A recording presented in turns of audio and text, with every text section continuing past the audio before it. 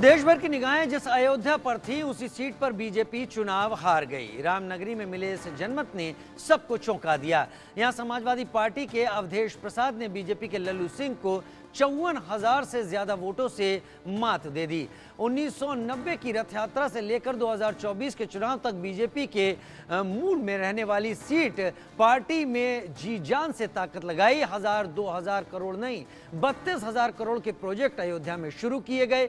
राम मंदिर की प्राण प्रतिष्ठा दुनिया भर से सुर्खियां बनी। पीएम मोदी खुद यहां रोड शो करने आए। योगी ने 5 जनसभाएं की, मगर सियासी जादू नहीं चला और अवधेश प्रसाद ने तिलिस्म तोड़ दिया। सपा सुप्रीमो अखिलेश यादव की वो भविष्यवाणी आज सच हुई। मिल्कीपुर के एक जनसभा को संबोधित करते हुए उन्होंने कहा कि पूर्व विधायक अवधेश प्रसाद, तो वहां पर आपने कहा कि पूर्व विधायक नहीं वर्तमान विधायक हूं, तो ऐसे में उन्होंने कहा कि आप वर्तमान थे, अब आप सांसद होने जा रहे हैं। आज आप उस चुनाव को जीत कर आए जिस पर पूरे देश की नजर थी, दुनिया की नजर थी कहा जाए। आप 9 बार के विधायक रहे हैं, 6 बार मंत्री पद पर रहे हैं। बहुत बहुत बधाई आपको, बहुत बहुत स्वागत है आपका इंडिया न्यूज़ पर। मैं आपका स्वागत करता हूं, अभिनंदन करता हूं कि मेरे कुटिया पे आए, मुझसे मुलाकात किया और कुछ जानकारियां लेकर देश की महान जनता के सामने रखना चाहते हैं।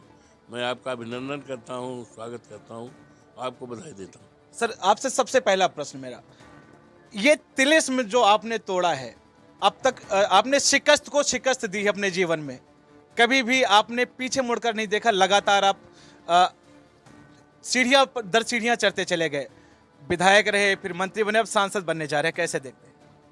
हमने तो पहले ही लिख दिया था, कक्षा 11 में जब पढ़ते थे और वजीफा के कागज़ पर फॉर्म पर दस्तखत कराने के लिए एक सांसद जी से के पास गए।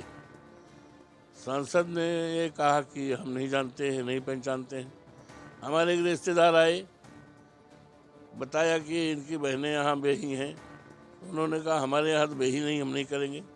तो उसी समय अपना आवेदन पत्र फाड़ दिया और कक्षा 11 में पढ़ रहे थे और छेदिया ताल है, वहीं पर साइकिल दिया और तौलिया निकाल कर एक बादामी कापी थी हमारे पास, लिखा 11 दर्जन पढ़ते थे, Awadhesh Prasad MA LLB advocate MP गृह मंत्री भारत सरकार, और मैं वजीफ़ा लेकर नहीं पढ़ूंगा, फीस माफ़ करके नहीं पढ़ूंगा, हमारे बच्चे जो होंगे उनकी ना फीस माफ़ कराऊंगा ना वजीफ़ा लूँगा। ये मैंने लिखा था और when I was the student of 11th class. और ये दिन था ये जिसमें गुड़िया का त्यौहार था, अपने मामा के यहाँ से आए थे, तो हमने उस समय लिख दिया था। तो आपसे एक प्रश्न और करना चाहूंगा कि क्या खासियत है जो अवधेश प्रसाद इतने ज्यादा वोटों से जीत के आ रहे हैं, और क्या कमी रही होगी लल्लू सिंह में जो आज वो इस तरह से शिकस्त? किसी की कमी तो हमने कभी देखा नहीं, हमें कभी कोई क्या कमी है, हमने अपना आत्मविश्लेषण किया है। दूसरों की कमी, दूसरों की खराबी की तरफ हमने नहीं देखा, हमने अपनी तरफ ही देखा कि हमें कोई कमी तो नहीं है। हमने आत्ममंथन दूसरों की तरफ नहीं देखा। उनमें क्या कमी थी वो तो जनता से पूछिए, जनता ने निर्णय दिया है, निर्णायक महान जनता है, तो वो बताएगी इनके अंदर क्या कमी थी। अवधेश प्रसाद या समाजवादी पार्टी या गठबंधन के उम्मीदवार में क्या अच्छाई थी, हम अपनी अच्छाई नहीं कह पाएंगे और दूसरे की कमी नहीं कर पाएंगे, ये मेरा काम नहीं। अब आप सांसद बनने जा रहे हैं, जिम्मेदारियां भी और विस्तृत हो रही हैं अयोध्या को लेकर। जी जी, नहीं, शपथ ग्रहण होनी है, तो ऐसे में जिम्मेदारियां भी बढ़ रही हैं आपकी, तो क्या क्या आपने प्लानिंग की है कि क्या करने वाले हैं अभी? जनता की उम्मीदों पर खरे उतरूंगा। जनता ने ये जीत जो हुई है, ये मैं अपनी जीत नहीं मानता हूँ, ये जीत तो जनता की है, कार्यकर्ताओं की है। मैं अपनी जीत तब मानूंगा जब लोगों की उम्मीदों पर खरे उतर जाऊं, लोगों के तराजू पर खरे उतर जाऊं, तब अवधेश प्रसाद अपनी जीत मानेंगे। जो भौगोलिक स्थिति रामनगरी अयोध्या की, पूरा विश्व अयोध्या की तरफ लालायित नजरों से देखता है, ऐसे में क्या क्या तैयारियां हैं गठबंधन की जो अयोध्या के लिए कुछ नया करने हो जा रहा है? ये अयोध्या मर्यादा पुरुषोत्तम राम की धरती है। यहाँ की मर्यादा रही थी और यहाँ कहा जाता था कि दैविक दैविक भौतिक तापा राम राज काहू न व्यापा। राम के राज में किसी को किसी प्रकार की परेशानी नहीं थी, लेकिन अफसोस के साथ कहना पड़ रहा है कि भारतीय जनता पार्टी की डबल इंजन की सरकार थी, इसने राम की मर्यादा को तोड़ने का काम किया है। अवधेश प्रसाद राम तो नहीं हो सकते, हम तो राम नहीं हो सकते, लेकिन राम की मर्यादा को केवल अयोध्या और फैजाबाद में ही नहीं, उत्तर प्रदेश में ही नहीं, पूरे देश में राम की मर्यादा को कायम करूँगा।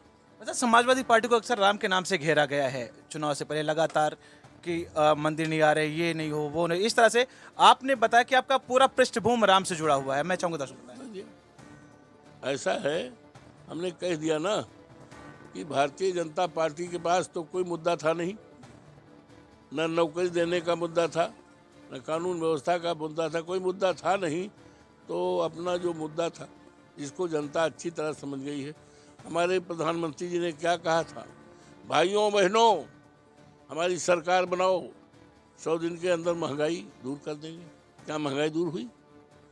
भाइयों बहनों हमारी सरकार बनाओ, 15 दिन के अंदर 15 लाख रुपए आ जाएगा। क्या रुपया आया? भाइयों बहनों हमारी सरकार बनाओ, हर साल 2 करोड़ नौकरी देंगे। क्या हर साल 2 करोड़? तो भारतीय जनता पार्टी ने जो कहा है और हमारे देश के प्रधानमंत्री जी ने जो मन की बात कहा, वो सारी बातें झूठी हो गई हैं। अब जनता इस देश की मूर्ख नहीं है, जनता धोखा नहीं खाती।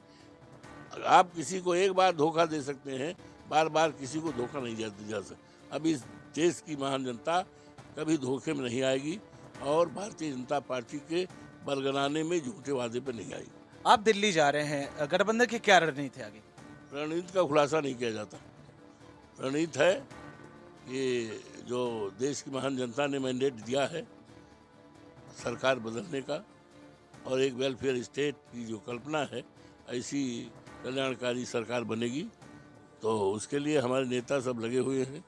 और देश की जनता की जो भावना है, जनता की भावना का सम्मान करते हुए इस हमारे देश के जो इंडिया गठबंधन के नेता हैं वो इस काम में लगे हुए हैं। सामने सब आएगा। तो हमारे साथ थे अयोध्या से जिन्होंने चुनाव जीतकर एक नया कीर्तिमान स्थापित किया है, अवधेश प्रसाद जी, जो शपथ ग्रहण के बहुत करीब हैं और अयोध्या का प्रतिनिधित्व करेंगे सांसद बनकर। तमाम तैयारियां मुकम्मल हैं, वो शुभ घड़ी बहुत करीब है जब आप शपथ ग्रहण करेंगे और पूरा देश उस अविस्मरणीय क्षण का साक्षी बनेगा। इंडिया न्यूज के लिए अनिल मिश्रा, अयोध्या। आपके बहुत ही लोकप्रिय नेता, पूर्व मंत्री, पूर्व विधायक और पूर्व विधायक इसलिए बोल रहा हूं, सांसद बनने वाले हो।